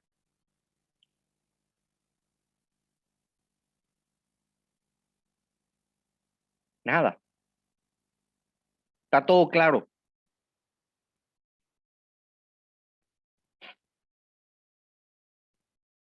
Tienen frío, parece hoy, ¿eh? Están calladitos. Bueno, Sí, muy claro, profe, muy claro está. bueno, perfecto. Seguimos entonces. Continuamos con esto. Bueno, voy pasando ya lo que es aplicación de estudio de mercado. Lo puede hacer el consumidor si es que quiere comprar algún producto. También lo puede hacer el productor si es que quiere clases de mercado. Esto dejo, si bien es cierto, ya lo habíamos visto en microeconomía, eh, dejo lo que es a cargo de ustedes la lectura, lo que es el mercado total, mercado potencial, meta y real. Vamos a ver así de forma somera. Mercado total conformado por el universo, con necesidades que pueden ser satisfechas por la oferta. El mercado total es el mercado en general, donde se comercia, se compra y se vende absolutamente todo. Mercado potencial es, además de desear un servicio, un bien, están en condiciones de adquirirla. O sea, mercado potencial es aquel que podría, a ver, les digo una cosa, por ejemplo. Vender ojivas nucleares en Paraguay, por ejemplo, producir ojivas y vender en Paraguay. No hay un mercado potencial. ¿Quién te va a comprar acá ojivas nucleares? Nada, absolutamente. Producir trajes para astronautas y vender al mercado paraguayo. No hay mercado potencial en Paraguay. Entonces, al pedo vamos a producir eso. Producir, fabricar helado y vender a Paraguay. Ah, ahí sí hay un mercado potencial. Hay muchos consumidores de helado y además que el clima ayuda. Eso es mercado potencial. Mercado meta, conformado por los segmentos del mercado potencial que han sido seleccionados en forma específica como destinatarios de gestión del marketing. ¿Cuál es el mercado meta? Soy fabricante de productos domiciliarios, o sea, de cremas, crema para el rostro. ¿Hay mercado potencial para crema para el rostro? Sí, hay mercado potencial. ¿Quiénes son? Las mujeres. Las mujeres normalmente son las mayores compradoras de todo aquello que es cosmético. Entonces, ¿y cuál es mi mercado meta? Y bueno, ahí tengo que ver cuál es el mercado meta. Mujeres que pueden ser, por ejemplo, de 18 a 60 años, que pueden estar interesadas en comprar. Por ejemplo, si es la famosa crema esta rejuvenecedora, anti-age, anti-arruga, bla, bla, bla, bla, normalmente inicia a partir de los 35, 40 años el consumo. Estimo yo, puedo estar equivocado, estimo yo, entre los 35 a 40 años comienza el consumo, o sea, la compra de ese producto. Entonces, mi mercado meta es ese sector. Esa es la meta, mi meta. Entre 35 a 40 años, a ellos va a ir dirigido. Va a ir dirigida la publicidad, va a ir dirigida, por ejemplo, las características, contarles todo lo que hace, cómo lo hace, etcétera, etcétera. Ese es mi mercado meta. Eso es lo que significa. Cuando nosotros apuntamos directamente a ese consumidor final que sí va a consumir. A ver, les digo otro. Tenemos una fábrica de pañales para niños. Y evidentemente, ¿quién es mi mercado meta? Los niños recién nacidos, niños de hasta 2 años. ¿Y a quién tengo que ir? A los padres de ese niño. Les tengo que contar cuáles son las cualidades del pañal. ¿Cuánto cuesta? Inclusive se puede llegar a contar. Las promociones que tenemos. Ese es mi mercado meta. Los padres que van a comprar el pañal para sus hijos. Ese es el mercado meta. Mercado real representa el cercado al cual se ha logrado llegar a los consumidores del segmento. ¿Cuál es mi mercado real? Mis consumidores. A ver, ya tengo todo el barrio Sajonia, y ya les vendo a ellos. Barrio Sajonia, tengo también lo que es el barrio Las Carmelitas, o sea, ese es mi mercado real. Ellos son los que más compran mi producto, los que sí o sí compran mi producto. Entonces, ese es mi mercado real. Está ya tengo segmentado, ya tengo dirigido mi mercado real. Tipos de mercado, puede ser mayorista o minorista, que ustedes saben perfectamente cómo funciona. Mayorista normalmente es cuando un comerciante va y compra de un lugar en grandes cantidades para volver a revenderlo. Y minorista, que me incluyo yo cuando voy a un lugar y compro productos para mi consumo particular o familiar. Nada más que eso. Mercado, un producto, mercado amplio. El mercado del mercado meta único. Segmentar el mercado y escoger uno de los segmentos homogéneos como mercado meta. ¿Qué quiere decir esto? Si yo estoy vendiendo dentro del departamento central, ahora quiero expandirme al Alto Paraná. Entonces tengo que ver cómo funciona ese mercado y cuáles son los productores, perdón, los vendedores en ese mercado y a dónde están vendiendo. Entonces voy a tratar de meterme en medio y competirles. Eso es lo que me dice el primer punto. El segundo punto, el método del mercado meta múltiple. Segmentar el mercado y elegir 2 o más segmentos, cada uno de los cuales se trata como mercado meta separado, que necesita una mezcla. A ver, vendo yogur de dulce, yogur con miel, yogur con, antes Parmalat traía ese sabor, un yogur con sabor a miel, o sea, con miel. Resulta ser que en el departamento de Caguazú no les gusta con la miel, les gusta más el de frutilla con cereales. Entonces, ¿qué es lo que yo hago? Transformo un poco mi producto para ese mercado específicamente. Siempre estoy vendiendo yogur de todo tipo, pero el más vendido en ese sector, en ese mercado meta que es Caguazú, es el que trae cereales, de frutilla con cereal. El método mercado meta combinado, combinar 2 o más submercados. Aparte de vender yogur con cereal de frutilla, también estoy empezando a vender una leche descremada sabor a frutilla. Entonces, voy combinando mi producto, le voy haciendo agregados, voy transformando. No les gusta más la frutilla, les gusta más la leche chocolatada, que yo también produzco. Entonces, de esa forma voy metiendo productos de una forma, estoy haciendo una combinación de productos para poder llegar a mi mercado meta, para que sigan comprando. Y así sucesivamente. Bueno, quiero saber si no hay consultas con respecto a esto. A lo que es mercado, me quiero saltar ya mercado y me quiero ir a la unidad 4 para ir culminando ya de esa forma la materia. ¿Hay alguna consulta con respecto a esto?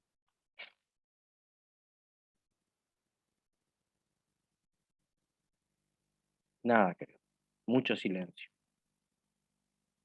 A veces uno está feliz como docente, ustedes que también son docentes, muchos, está feliz como docentes cuando hay mucho silencio, pero en otras oportunidades asusta también. Porque,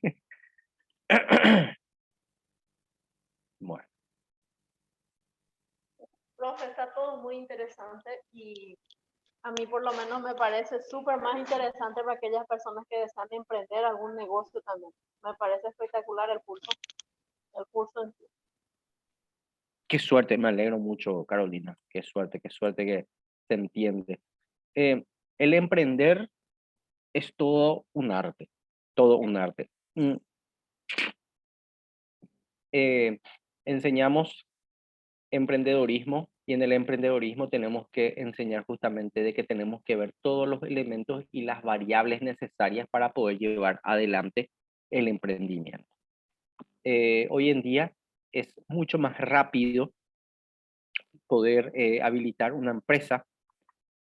Anteriormente anteriormente le decían tiempo de parto, le decían a crear una empresa, una SRL, una personal, una empresa, una SA, tardaba muchísimo y había mucha coima de por medio. Hoy en día está digitalizado, hoy en día se puede hacer mucho más rápido, es decir, es más, se puede iniciar. Ese sería un buen tema, por ejemplo, para poder desarrollar como materia también en nuestro curso. Pati, ¿vos estás por allí? Pati.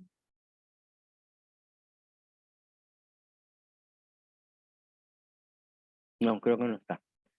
Em, lo voy a conversar con la profe, con la directora y con nuestra compañera Patricia. El emprendedurismo sería una buena materia también para desarrollar. Así un poco sabemos lo que es, por ejemplo, el Centro de Apertura y Cierre de Empresas, que funciona en el Ministerio de Industria y Comercio, que es una plataforma que nos permite a nosotros habilitar en tiempo récord, en 12 a 15 días aproximadamente, si es que tenemos todos los papeles inclusive más rápido, poder habilitar, por ejemplo, para nuestras empresas. A veces uno piensa de que es todo un embrollo, de que es todo un problema. Perdón. Eh, Sin embargo, hoy día es mucho más rápido habilitar apertura y cierre de empresas Paraguay. Acá está en su base. Les voy a mostrar, voy a aprovecharlo ya y les voy a mostrar. Gente, es la plataforma del Sistema Unificado de Apertura y Cierre de Empresas. Aquí, en esta página, a nosotros nos permite empezar, acá, fíjense, editar los formularios con Adobe, descarga el instalador, bla, bla, bla.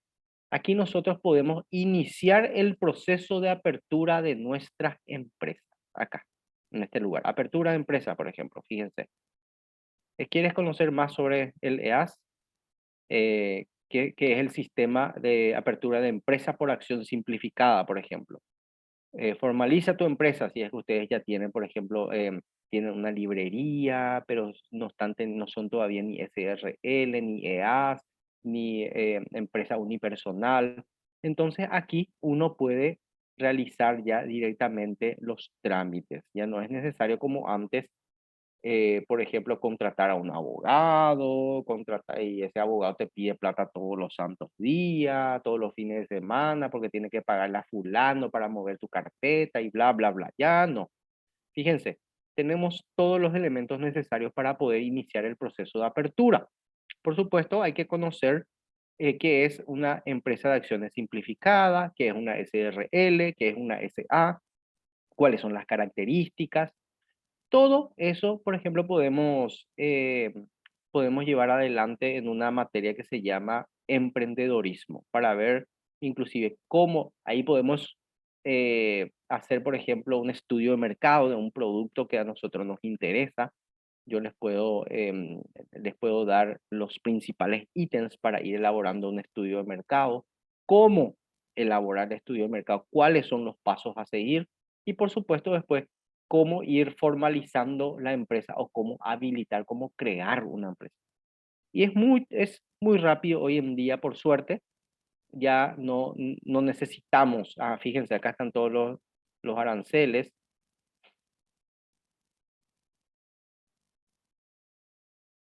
A ver, creo que ya dejó de compartir. ¿Están viendo los aranceles Sí, ustedes? se ve, profe, se ve. Perfecto, perfecto. Están también aquí, fíjense, detalle de costo de formalización de empresas, por ejemplo. En el caso que ustedes ya tengan tasa, sociedad anónima, no, sociedad anónima, vamos a una unipersonal. Tasa de juicio de solicitud de matrícula de comerciante, 33.000 guaraníes. Tasa para inscripción de matrícula de comerciante en el registro de comercio, 33.700 guaraníes. Tasa de inscripción de matrícula de comerciante en registro público de comercio, 42.000 guaraníes. Certificado de interdicción, informe de registro, 25.000 guaraníes. ¿Cuál es el costo total para iniciar tu proceso de formalización de una unipersonal? 134.000 guaraníes. Veamos, fíjense, empresa individual de responsabilidad limitada. La EIRL, es un perfil nuevo, es un nuevo empresa, es un tipo de empresa relativamente mucho más nuevo, que está en forma intermedia entre lo que es una unipersonal y una SRL. O sea, les diría que la EIRL es una unipersonal, pero con las características de una SRL. Tasa judicial, 33.000 guaraníes. Tasa especial de inscripción del registro de comercio, 42.000 guaraníes. Total, 75.000 guaraníes. Fíjense. Después está Ministerio de Justicia y Trabajo sin costo, Ministerio de Hacienda sin costo, Instituto de Provisión Social para inscripción si es que tenés personal, si es que tenés trabajadores sin costo. Esto es en caso de que sea en capital. Lo que no está acá creo que es lo que guarda relación a otros municipios, porque todos los municipios son diferentes, tienen sus costos diferentes. Se darán cuenta luego ya en las habilitaciones de registro de autos, en las habilitaciones de los autos, en donde un municipio a veces es muy caro, otro municipio es más barato, y siempre nos vamos al que es mucho más baratito. Entonces, todo esto guarda relación con respecto a la formalización o apertura de empresa. Y se hace todo aquí, en el SUACE. O, de lo contrario, se hace en el Ministerio de Industria y Comercio, que está sobre Mariscal López, casi frente al Shopping Villamorra, aquí. Pero es rápido, es rapidísimo, bastante rápido. Fíjense, a ver, requisitos para la inscripción en MIPYMES. Empresa física, formulario SUACE 0, número 1, que se baja de acá y se completa. Facturación anual, declaración jurada de renta, eso es tu IVA. Constancia de persona física, que se obtiene de la Subsecretaría de Estado de Tributación, que es un formulario que acá se baja, se completa y se envía a la SED, y después ellos te dan el retorno. Copia de cédula de identidad, le sacamos foto nomás con el celular y luego levantamos en la computadora. Constancia de inscripción en IPS y en el Ministerio de Trabajo.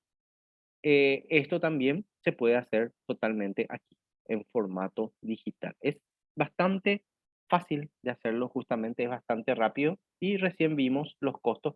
Pueden variar un poquito los costos hoy en día, ¿verdad? No sé si están 100% actualizados, pero ¿cuánto lo que van a aumentar? 30.000 guaraníes cada uno, o 15.000 guaraníes más o menos. El total, les digo, 15.000 guaraníes el total, o 30.000 guaraníes el total que habíamos visto. Entonces, eso un poco es justamente el factor importante en cuanto a lo que es la apertura. Es mucho más rápido hoy en día. Bueno, administración de personal, departamento de recursos humanos. Hoy en día ya no se llama departamento de recursos humanos, pero lo llamamos de esa manera porque tenemos que conocer un poco la historia. El ser humano es una persona que normalmente no es igual una a la otra. ¿Me permite un segundito, por favor? Viene alguien y despacho a esa persona y ya vengo. Un segundito.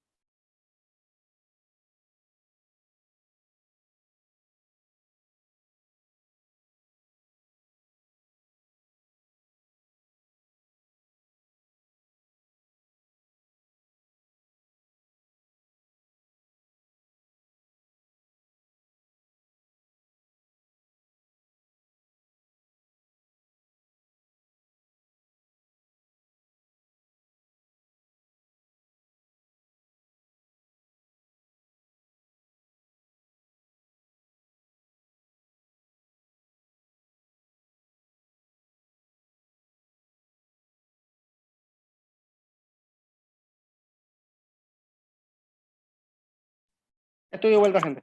Estoy de vuelta. Bueno, El ser humano es un ser, y esto lo tenemos que entender muy bien desde el aspecto psicológico de las personas, desde el aspecto psicológico del ser humano. Nosotros los seres humanos somos personas que tenemos cada uno un talento, ¿verdad? Hay gente que, por ejemplo, sabe cantar, tiene una voz privilegiada para cantar. Yo, por ejemplo, ni para karaoke no ando. Eh, Hay personas, por ejemplo, eh, que tienen una forma bastante dulce de contar historias, una forma bastante interesante y muy amplia de contar historias.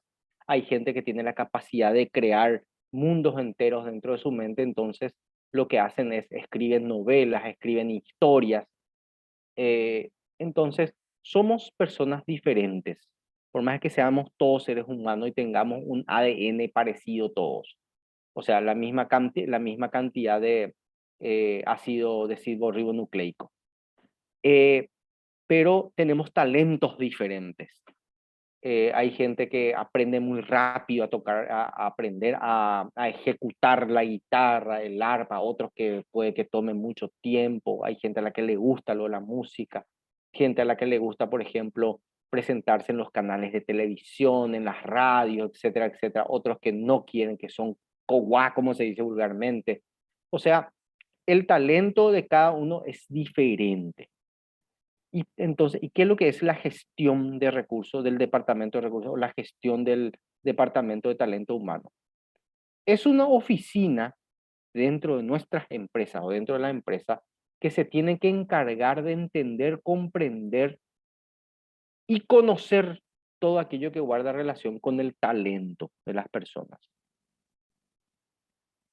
Para que nuestra empresa evidentemente tenga éxito, así como dice, gestión humana, factor de éxito, necesariamente nosotros tenemos que conocer al personal que está trabajando con nosotros. Tenemos que entender qué es lo que le gusta. Permítanme un segundito, por favor. Ay, ¿quién será?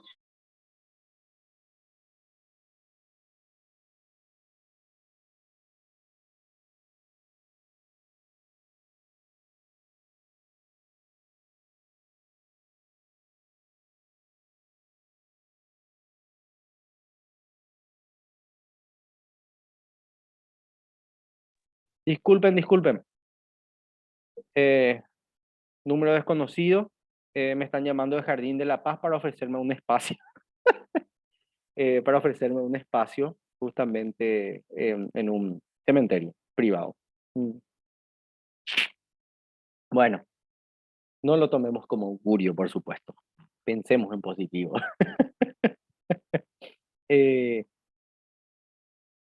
bueno, continuemos, ¿verdad?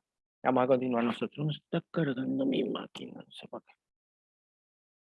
qué. Bueno, entonces, el departamento, para que nuestra empresa tenga un éxito o tenga éxito realmente, la gestión del talento humano debe ser primordial.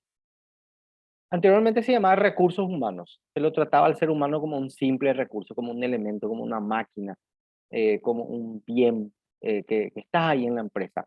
Hoy en día ha cambiado todo ese paradigma, o sea, hoy en día ha cambiado todo ese pensamiento, hay un paradigma diferente en el cual se entiende, se piensa y se comprende que el ser humano evidentemente es un ser que posee talento. Y no todos tenemos el mismo talento. Hay personas que tienen la capacidad de poder de dar a entender sus ideas de una forma mucho más simple, mucho más sencilla y mucho más expresiva. Otros a los que les resulta más fácil poder expresarse por medio de la escritura. Escriben y detallan y demuestran capacidades que otros no tienen. Entonces, de esa forma, hay diferentes personas que normalmente suelen trabajar dentro del ámbito de las empresas. Entonces, la gestión del talento humano es aquella que necesariamente debe entender qué es lo que hace cada uno, cómo hace cada uno y en qué es bueno cada uno.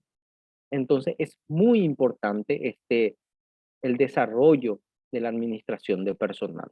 Es muy importante, debido a que nos permite a nosotros poder entender, obtener ciertos indicadores, ciertos elementos que nos va a permitir colocar, esto ya se llama después organización y método, OIM. La OIM, la OIM es una herramienta que nos permite obtener ciertas informaciones y poder organizar la empresa. Dentro del factor de lo que vendría a ser la gestión del talento humano, nosotros tenemos que comprender al personal y después por medio de la OIM saber dónde colocar a ese personal. Pero el que da el alta, el que da la información es la gestión del talento humano. Cuando decimos recursos humanos, normalmente y erróneamente ya hoy en día, pensamos solamente en el encargado de recursos humanos está anotando ya a través de nuestros horarios de llegada. El encargado de recursos humanos está anotando si es que nos vamos mucho tiempo al baño, si es que cumplimos nuestro horario de almuerzo o si extendemos nuestro horario de almuerzo. Está anotando si es que trabajamos o estamos toda la hora con el celular. No, eso ya no es, eso es antes, el opresivo, el gestionador del talento humano que se dedicaba a descontar, que se dedicaba a hacer la planilla de personal para pagar los salarios a fin de mes, para pagar las horas extras, etc.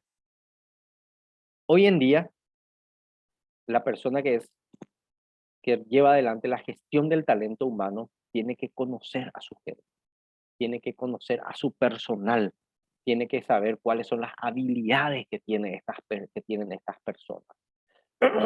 Por ejemplo, a una persona empática, a una persona con cualidades, por ejemplo, para comunicarse con los demás, que puede llegar inclusive a derretir a aquel cliente más duro que está llegando a nuestra empresa. Esa es la persona adecuada para poder tratar, ya sea en recepción o en pago a proveedores, por ejemplo, en nuestra empresa.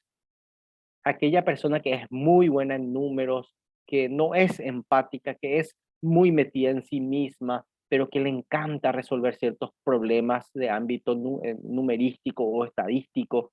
Entonces, esa persona sería buena para nuestra contabilidad o para el análisis de mercado, por ejemplo, de nuestra empresa. Esa persona que es muy buena en el área de informática, que comprende, que te desarma una computadora, que te pone puesta la computadora otra vez, que sabe por qué cayó la línea, el wifi en la empresa, sabe cómo reanudar todo, cómo resetear absolutamente todo para que tengamos otra vez línea full. Esa empresa es buena para la informática, evidentemente. Puede que no sea todavía un egresado del área de informática, pero que le guste, que entienda, que comprenda y que esté pensando en seguir algo relacionado a informática. Todos esos elementos hacen que la gestión del talento humano sea fundamental. Si nosotros, les cuento una infidencia. Eh, Tengo unos parientes que tienen un autoservice acá en la ciudad de Luque. Comenzaron siendo una despensa, en una carnicería, después fueron una despensa y después fueron un gran autoservice. Inclusive pusieron una panadería dentro de su autoservice, vendían un panificado muy rico, por cierto. Pero ¿cuál era el problema? ¿Cuál era su gran inconveniente? La gestión del talento humano. ¿Por qué? Mi prima, la hija menor de la tía, ¿verdad? Que era la dueña. Mi prima era cangüero de película. Es cangüero, pobrecita la chica. Dios mío. Pero cangüero, ¿no?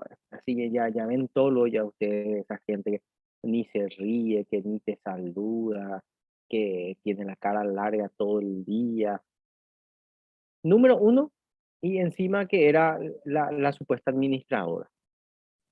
Esa persona luego ya, primero que nada, está creando un conflicto dentro del ámbito de lo que es de lo que es el negocio. Hay un conflicto ya creado allí. ¿Por qué? Cuando vos vas a gestionar una empresa, cuando vos vas a administrar una empresa, no podés ir con ámbito de choque o de negativismo a una empresa. Tenemos que ser empáticos, tenemos que entender a la gente y tenemos que tratar de ganarnos a la gente. Porque el buen administrador, el buen líder, no es aquel que desde arriba, desde atrás, ahí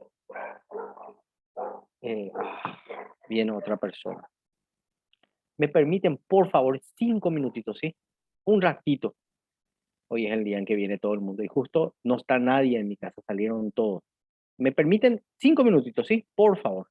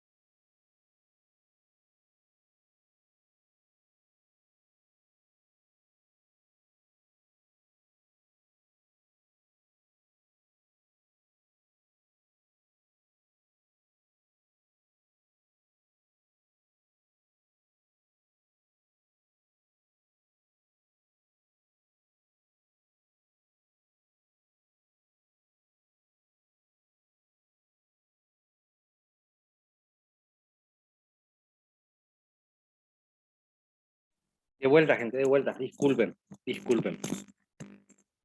Pero a veces así se complica cuando estoy solo y tengo que atender a todo el mundo y famoso sábado a la mañana. ¿Saben? Porque uno está. Entonces todo el mundo viene.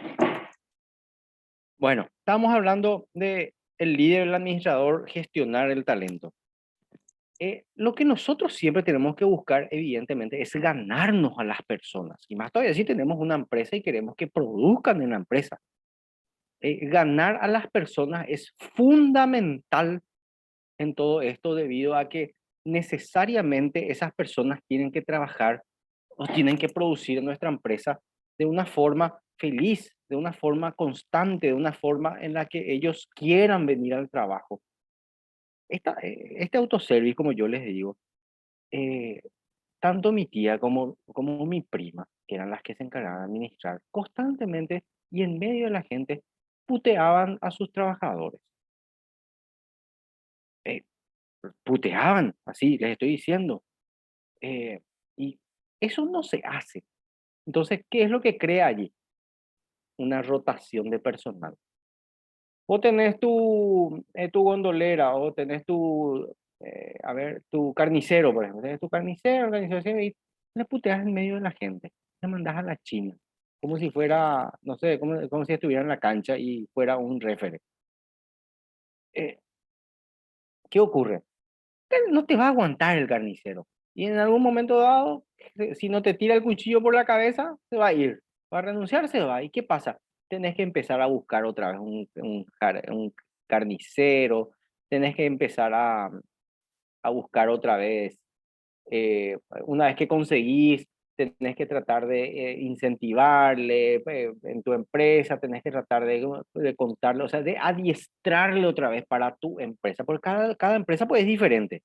Entonces vos tenés que empezar a adiestrarle otra vez a esta persona.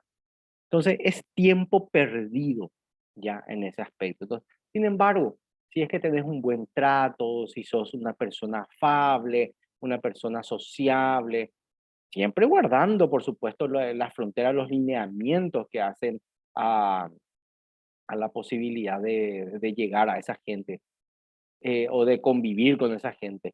Pero ese es el nuevo paradigma de la gestión del talento humano. Sí o sí, esa es la gestión. Se tiene que comprender, se tiene que entender.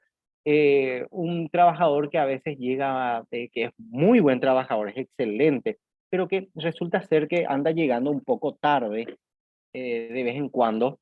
Hay ciertos días en los que llega tarde y automáticamente nosotros ni sabemos por qué, no le preguntamos nunca por qué, a qué se debía, y resulta ser que le descontamos. Nos estamos desmotivando.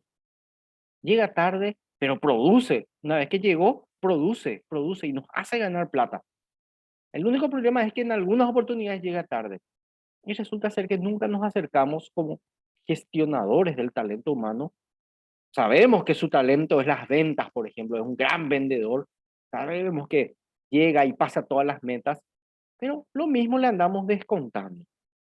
Y nunca nos hemos acercado a preguntarle qué pasa, por qué llega tarde esos días.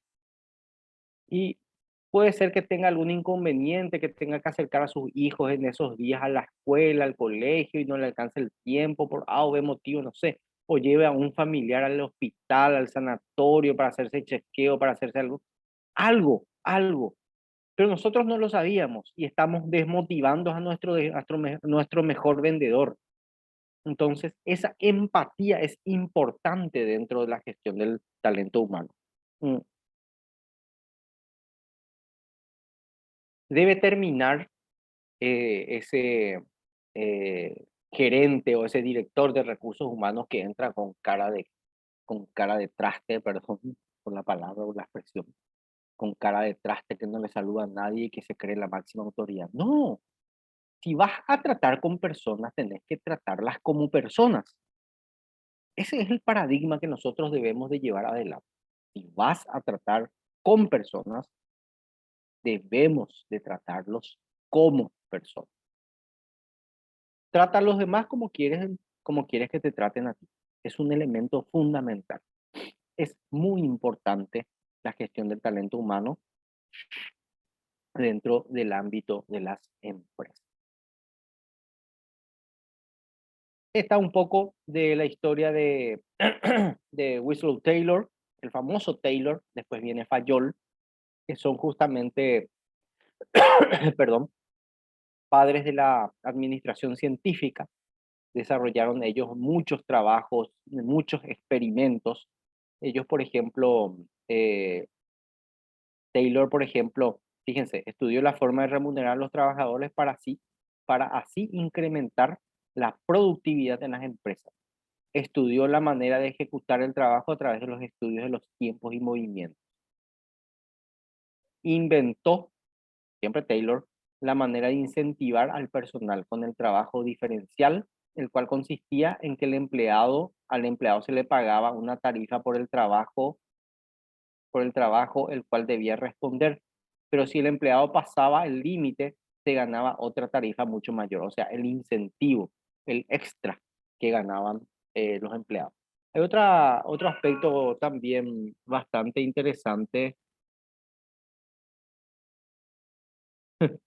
Hay otro aspecto también bastante interesante que con Taylor que guarda relación con respecto a a la intensidad de la luz, por ejemplo. La intensidad de la luz es un aspecto bastante importante dentro del ámbito de la gestión del talento humano. Mm, ¿Por qué? Debido a que la luz hace que el cerebro se despierte y la luz o la falta de luz hace que el cerebro empiece a dormitar. Nosotros somos, eh, los seres humanos tenemos un aspecto que es ya antropológico, en el cual nosotros sabemos perfectamente que venimos de una época en la cual millones de años atrás o miles de años atrás, normalmente el ser humano cuando el sol se ponía, o sea, cuando se ocultaba, automáticamente el ser humano ya iba y quedaba en su cueva, en su casa, en su choza e intentaba dormir. ¿Por qué? Porque llegaba la noche.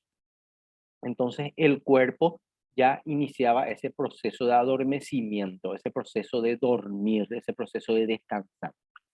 Entonces, como que hoy por medio de la tecnología, nosotros podemos tener luz las 24 horas del día sin necesidad de descansar. Por eso a Las Vegas, por ejemplo, le dicen la ciudad que no duerme, porque de día hay luz solar y de noche hay luz artificial y todo el mundo recorre de aquí para allá sin problemas. El ser humano, el cerebro del ser humano está creado de una forma tal que el cerebro cuando percibe que hay poca luz, automáticamente empieza a inyectar unos químicos al cuerpo para que el mismo inicie ese proceso de adormecimiento.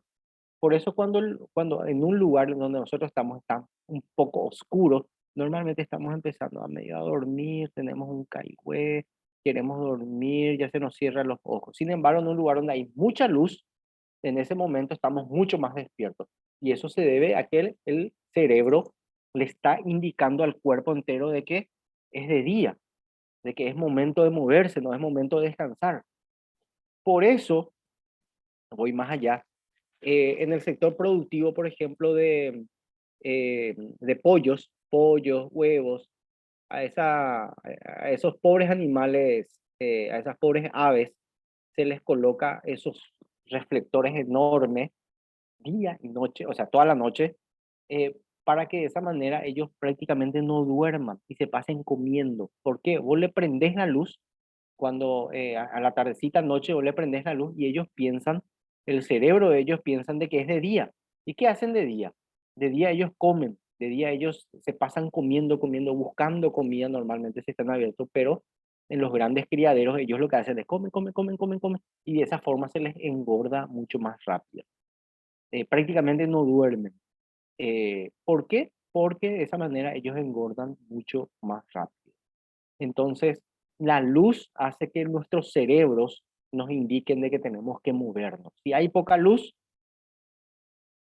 entramos prácticamente en una hibernación. Si hay mucha luz, entonces estamos activos, constantes. Por eso, ustedes se darán cuenta que en esos días de lluvia, en donde está medio gris el ambiente, lluvia, no sale el sol, estamos así como se dice normalmente, estamos melancólicos. ¿Sí? No, la realidad de la cosa es que el cerebro le está diciendo al cuerpo de que no necesita activar demasiado, debido a que la poca luz solar hace que no haya posibilidad de activación, no haya posibilidad o necesidad de hacer mucho movimiento. Le está diciendo tranquilo, no, aletargate, no, estábamos así de esa manera. Taylor lo que hizo fue el experimento. Experimento 1, una línea de producción, poca luz. Los trabajadores producían poco o producían en menor cuantía, debido a que el cerebro les decía a ellos, no hace falta que te muevas demasiado porque está a punto de llegar la noche. Segundo experimento, zona de producción, mucha luz. Los trabajadores animadamente empezaban a producir. Eran las famosas fábricas de bombillas, le decían, que son las bombillas, los focos, fábrica de focos. Los trabajadores producían rápido, sin cansancio, porque había mucha luz. El cerebro les decía automáticamente, hay luz, gente, es de día, produzcan, trabajen. Después realizó también otros experimentos, como por ejemplo el color de las paredes, y desarrolló un aspecto bastante interesante. Les cuento. Taylor demostró que el color de las paredes incentiva el trabajo. Si las paredes son de color opaco, están creando, por más de que haya mucha luz, nosotros vemos las paredes hacia el pasar. Si es muy opaco el color de las paredes, eso también hace que el sistema de producción disminuya, que baje la intensidad de la producción, ¿sí? Ahora, si las paredes están con colores muy vivos, entonces lo que ocurre es que el cerebro ve y entiende de que hay mucha luz, de que hay muchos colores vivos y eso hace de que produzca, de que esté más despierto. También descubrió que si las paredes están pintadas de rojo o de un tinte medio rojizo, eso hace automáticamente que los trabajadores discutan entre sí, pone nerviosos a los trabajadores, el color rojo.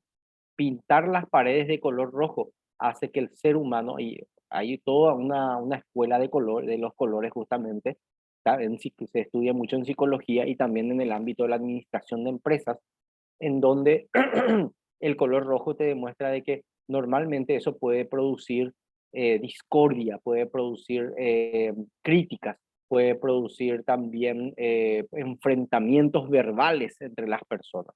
Entonces, por eso, en un lugar de trabajo, en un lugar de producción, no se recomienda pintar las paredes de color rojo o de algún color, por ejemplo, bordó, morado, ese tipo de cosas. Una recomendación, si es que no tiene muchas ventanas, es que sea pintado de blanco y con buena iluminación, para que de esa manera se pueda tener una luz constante. Además de que el blanco también refleja la luz de los focos o de la iluminación, para de esa manera crear un ambiente mucho más amplio, mucho más de mucha mayor luz, valga la redundancia, y permita que el cerebro de los trabajadores esté en constante producción, o sea, esté activo, no esté en forma de letargo, no esté a punto de dormir. Así funciona. Y este es el señor Taylor. Me paso lo que es todo esto. Esto queda para, evidentemente, la lectura de ustedes. ¿Dónde está? Falta uno. Vamos a hablar un poco del arbitraje. Hoy en día hay inclusive, como les digo, diplomados en arbitraje. Es muy importante el arbitraje. ¿Qué es lo que es el arbitraje? Así como su nombre indica, tiene que haber un árbitro. Hay una persona que está en medio de una disputa. A la izquierda tenemos a A y a la derecha tenemos a B. Y yo soy el que realiza justamente, el que actúa de árbitro, el que realiza el arbitraje. ¿Para qué se realiza el arbitraje? Para la solución de conflictos. En los aspectos laborales, por ejemplo, ya que estábamos hablando de gestión del talento humano, normalmente tiene que haber, suele haber arbitraje dentro del Ministerio de Trabajo cuando hay inconvenientes en el ámbito laboral entre el empleador y el empleado. El árbitro es el que conoce las reglas de trabajo, conoce las leyes de trabajo o las leyes laborales, y lo que busca es tratar de llegar a un acuerdo al momento de haber algún inconveniente dentro del ámbito laboral. Hace poco nosotros tuvimos un problema en el trabajo y hicimos la denuncia en el Ministerio de Trabajo justamente, y solicitamos la mediación o arbitraje. Se le llama mediación o arbitraje. Solicitamos justamente el mismo. Fue el abogado de la institución, de la empresa donde trabajo, y se sentó con nosotros. Nosotros, les digo, pues estuve acompañado de otros compañeros o compañeras.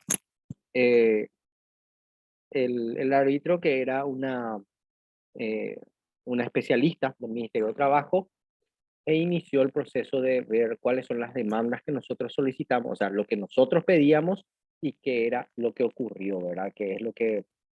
Y el abogado era el encargado de llevar adelante la mediación, perdón, la representación por el lado patronal.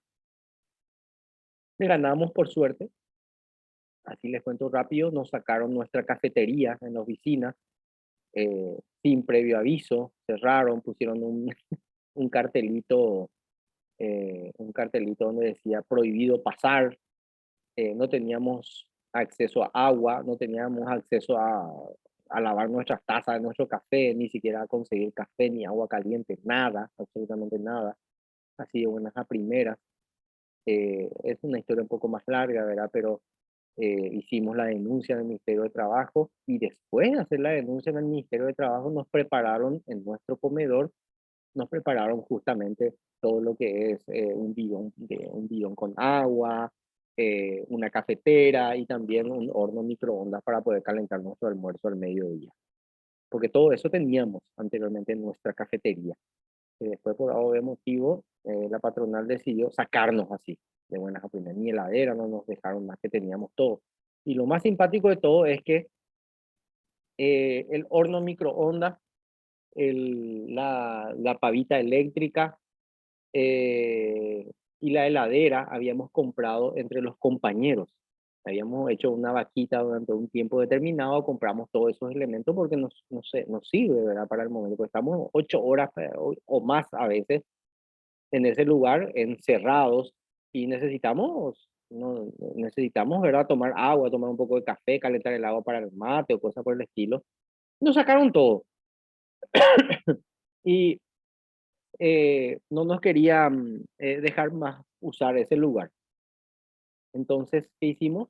Hicimos la denuncia pertinente en el Ministerio de Trabajo y por supuesto se llegó a la mediación y la mediadora o la persona que estaba haciendo el arbitraje evidentemente les dice al representante legal de la empresa, le dice, ¿y cómo le van a sacar si eso es de ellos? Uno, y no le podés sacar en un lugar, en una oficina, en un lugar de trabajo, no podés evitar que la gente tome agua, no podés evitar que la gente no quiera tomar un poco de café o prepararse un café, por sacar agua caliente para prepararse un Nescafé batido o algo por el estilo. Son necesidades básicas de las personas. Entonces, accedieron a todas nuestras demandas, a todas nuestras peticiones y nos prepararon en otro lugar y nos volvieron a restituir nuestra heladera, nuestro horno microondas, nuestra jarra eléctrica, etcétera, etcétera. Todo lo que nos quitaron, porque hasta nuestras tazas que teníamos para tomar café nos sacaron todo. Fue todo un show, fue todo un show. Y bueno, y esa es la cuestión. Y esto es un poco el arbitraje.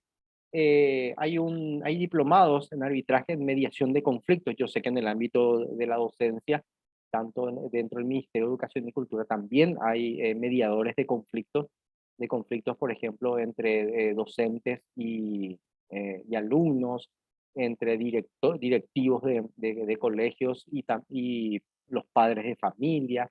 Entonces, hay todo un grupo de técnicas que se deben desarrollar, conceptos que se deben de entender para poder mediar. Yo me di cuenta cuando la mediadora estaba con nosotros en el momento de la reunión en el Ministerio de Trabajo, porque siempre utilizaba ciertas técnicas, por ejemplo, para tratar de calmar a las partes, para tratar de llevar por buen puerto todo. Bueno, ¿alguna consulta antes de culminar nuestra clase? ¿Algún comentario que quieran hacer?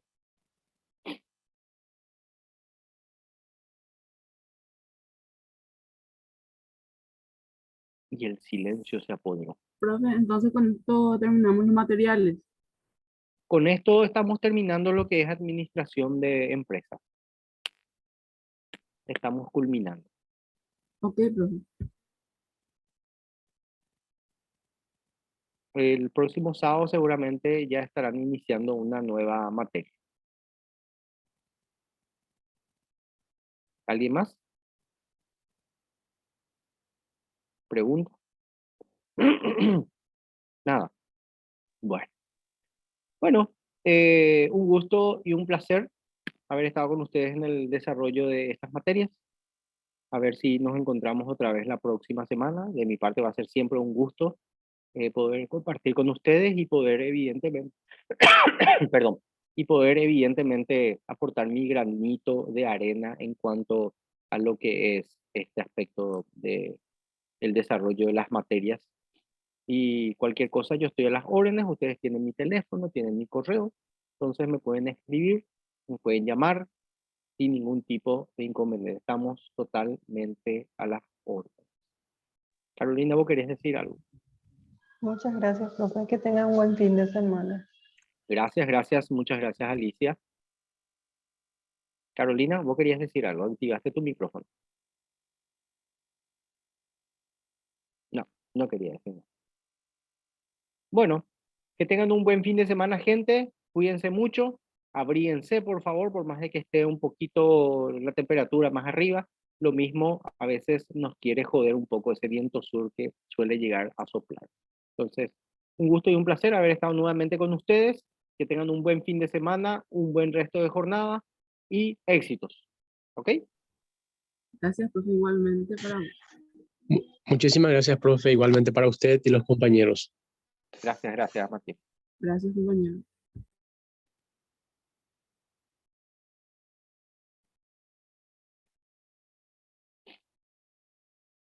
Pati, ¿vos estás, Pati, por allí?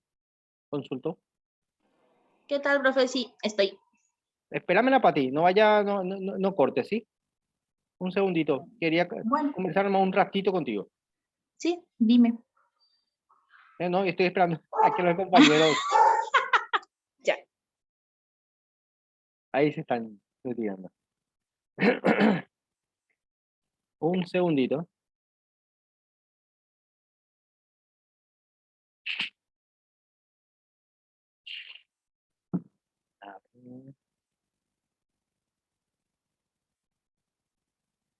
A ver. Bueno, no están saliendo todos. Es que nada más quería tener una conversación un ratito con Pati, con Patricia, con la compañía del instituto. Entonces, por eso estoy aguardando a que puedan salir todos. Osvaldo, Reinaldo, Martín.